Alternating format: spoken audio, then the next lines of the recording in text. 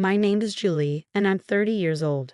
I work for a foreign investment company. My husband James has a job in services, but his contract is not stable because it gets renewed every year. This uncertainty makes us worried, especially towards the end of the year. James' family values government jobs a lot because his parents used to work for the government, and his sister still does. They don't really respect my job in a private company. Since we got married, we've been living with his family, who always make me feel bad about working for foreigners. In investment firms, the main goal is to make money and pay employees. Some people believe that those who work in private companies couldn't get government jobs. And if you work for a foreign company, it's because you couldn't find a job in a local company. James grew up thinking this way because of his family. So even though his job isn't permanent, he sticks to it because it gives him a certain status and salary. Once, I asked James, who was feeling anxious about his job, if it's safer to have a permanent job in a regular company than being a temporary worker in a government job, especially towards the end of the fiscal year. He quickly replied, "If I'm not a civil servant, it's better not to work at all." It seems like my husband hasn't told his parents that he's working as a temporary government employee, so he keeps asking me to keep it a secret. Also, because of his British nature, he boasts about getting promoted. It's a lie I don't understand, but he wants to keep up appearances to his parents and sister. He doesn't show me his salary statement, but only a small amount is deposited into the account. I asked, "This is James, he's a section manager now. His salary must have increased, right? How much is it now?" My husband quickly replied with just 4 words, "You can earn so much these days." I know I earn a good amount, but I'm not sure how it compares to what a section chief civil servant makes. I work as a bond trader, and most of my salary comes from commissions. Lately, I've been making consistent profits, so compared to other employees in regular companies, I earn quite a bit.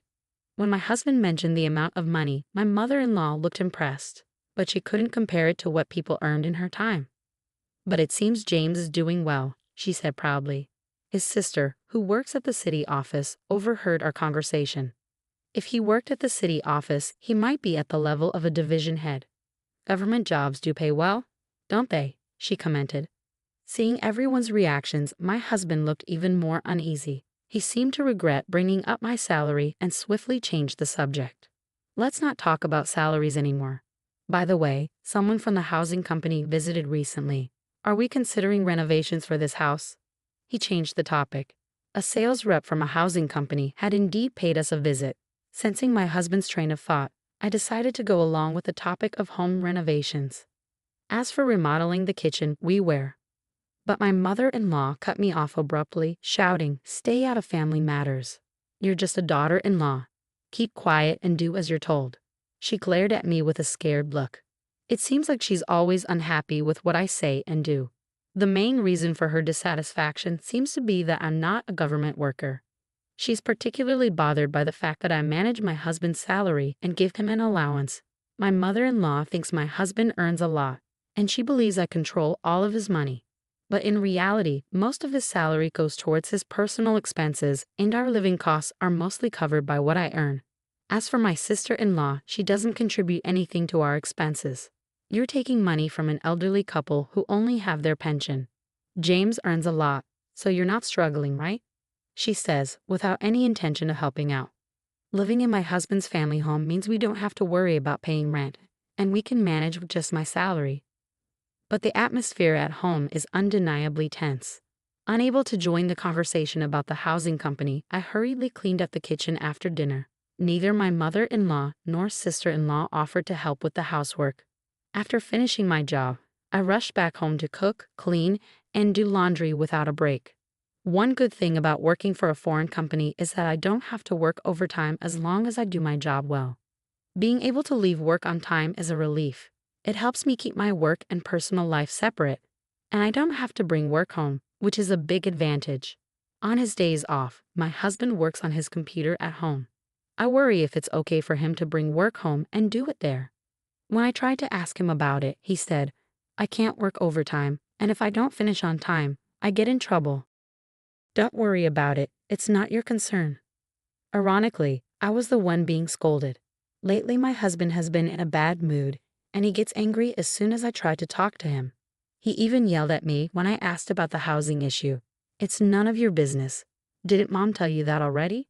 Just follow the rules. That's all you need to do. Despite taking care of the household chores and finances in his home, I'm unhappy with my husband's attitude of keeping me in the dark. One day, someone from a home building company came to my in-laws' house with a computer. Everyone except me started discussing floor plans and looked at housing designs on the computer. When I tried to see what they were doing while having tea, she yelled at me, "You don't need to see this. Go away." I was surprised to learn that they were planning to build a new house instead of renovating the current one. My father-in-law had mentioned expanding the house because it was getting cramped. It seems that's what they're actually planning. My in-laws, who retired from their government jobs, have a lump sum of retirement money. I guess they intend to use that money to build a new house.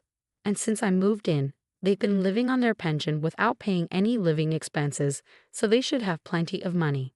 I decided to distance myself from the situation. What worries me is whether my sister-in-law plans to live in the new house too.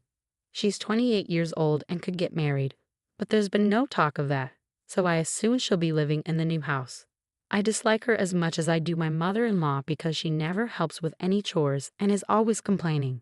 I wish she would get married soon, but my father-in-law told the home builder, my daughter and her husband, my son, and us, "Can we add another room?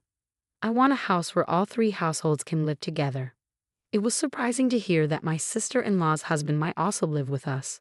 But what's more surprising is that it's not about my son's family, but just my son. I was shocked that I wasn't included. The house they're planning to build is supposed to be quite big, but even so, the current site won't fit three households comfortably. Since my in-laws and sister-in-law are the ones building the house, I can't say anything, but I think keeping it clean will be a challenge. The man went out to see the model room and the construction site later. "You stay out of this, it's none of your business," my mother-in-law said spitefully. She probably expected me to argue back. She gave me a disapproving look when I didn't. It seems like the housing construction is moving forward. I'm not being told anything, but my in-laws and sister-in-law are getting ready for the move. Seeing my husband not doing anything, I asked, "Aren't you going to help with the move?" "Why should I? Aren't you the one handling it?" My husband got angry when he heard me speaking as if it were someone else's responsibility. I'm confused why he's getting mad when I don't even know when or where we're moving. Later on, whenever I had time, I started preparing for the move, but I packed our belongings separately. I was tired of my mother-in-law's attitude, and I was also feeling suspicious about my husband because of the new house. "When are we moving?" I asked my husband to confirm. "Just get ready, you don't need to know." "That's it," he replied. From conversations during meals, I gathered that the move was probably happening soon. But strangely, they're not telling me anything. Do they see me just as a housemate? I only found out about the move when the movers arrived. As I rushed, we started cleaning up the breakfast dishes. "Leave them, we'll buy new ones." "By the way, do you plan to move into the new house with us?" my mother-in-law asked. In that moment, I realized they were purposely excluding me from discussions of the new house's layout. And keeping me in the dark about the moving day was all part of their plan to kick me out of my in-laws' house. My husband, standing behind my mother-in-law and laughing, didn't say anything. He probably agrees with them. I had packed my things separately from my husband because I had a feeling this would happen. Now I'm being faced with hatred. From now on, only the family will live here. "Do as you wish," my mother-in-law said, looking displeased. My sister-in-law, looking worried, probably thought I begged to come with them while crying. Not happy with my reaction, my mother-in-law snapped, "Anyone who relies on someone else's earnings should leave now. James will build the new house and pay off the loan with his salary. We don't need a freeloader," she yelled angrily. I was actually the one planning to leave. When I heard about the mortgage repayment coming from my husband's salary, I had to hold back my laughter. It seemed my husband hadn't been informed by his mother about this plan. He looked surprised but realized he couldn't contradict his angry mother, so he just remained silent. It seemed his parents believed they wouldn't need to use their retirement money, and instead their son would pay off the loan and build a new house. I found it intriguing how they planned to handle the loan repayment, so I informed them with a smile, "Got it. I've decided to proceed with divorcing James." So I told them, "You all go ahead and move to the new house." My mother-in-law didn't like my reaction and started shouting, but my father-in-law and sister-in-law pulled her away, and they left the house. To my husband, who stayed behind, I said, "We'll bring the divorce papers later, so please give me your new address. I'm sure it's a splendid house." Since I haven't been informed at all, I'd like to see it. Reluctantly, my husband gave me the address. Since I didn't have many belongings, a friend helped me move them. Then, I changed all the public utility bills for my in-laws' house to my husband's name. I went back to my parents' house for the time being, and once I was settled, I went to the address my husband gave me to get his signature on the divorce papers. The new house where my husband and his family moved was indeed impressive. It was a grand three-family home. As soon as my mother-in-law spotted me, she hurried over and yelled, "What are you doing here?" Ignoring her outburst, I asked my husband to sign the divorce papers. My mother-in-law then turned to him and said, "Useless wife. It's because she's not a government worker. Hurry up and say it." With a sarcastic tone, I turned to my mother-in-law and remarked, "What a splendid house. Are you sure you can afford it with James' salary?" My mother-in-law's face turned red with anger. "You're the outsider now, so don't concern yourself with us. Take the divorce papers and leave," she snapped. I wanted to savor the sight of my husband's pale face a little longer, but I grabbed the divorce papers and left immediately, keeping an eye on my furious mother-in-law. I went straight to the town hall to submit the papers and decided to start looking for a new place for myself. Feeling worn out from married life after that ordeal, I opted to live alone in a small apartment for a while. I found a property near my workplace that suited my needs, so I moved in right away and started afresh. Life became so much more comfortable without roommates boasting about being government workers or leaving all the chores to me. Just as I was starting to put my husband out of my mind, I suddenly received a call from an unfamiliar number. "I can't pay the loan, Julie. Will you come back to me? I'm calling from a friend's phone. I can't afford to pay the mortgage, electricity, water bills, or even my phone bill," my ex-husband said, his voice breaking with tears. I assumed he could ask his family for help, so I suggested, "Your sister has a stable job, and your parents are retired with pensions. They should have some savings, right?" When I dismissed his plea, my husband reluctantly confessed, "Actually, they don't have any savings left. My sister has debts and no extra money." Listening to my husband, it became clear that their retirement savings were nearly wiped out due to investment fraud, and his sister, who lived with their parents, had racked up significant debt by overspending on credit.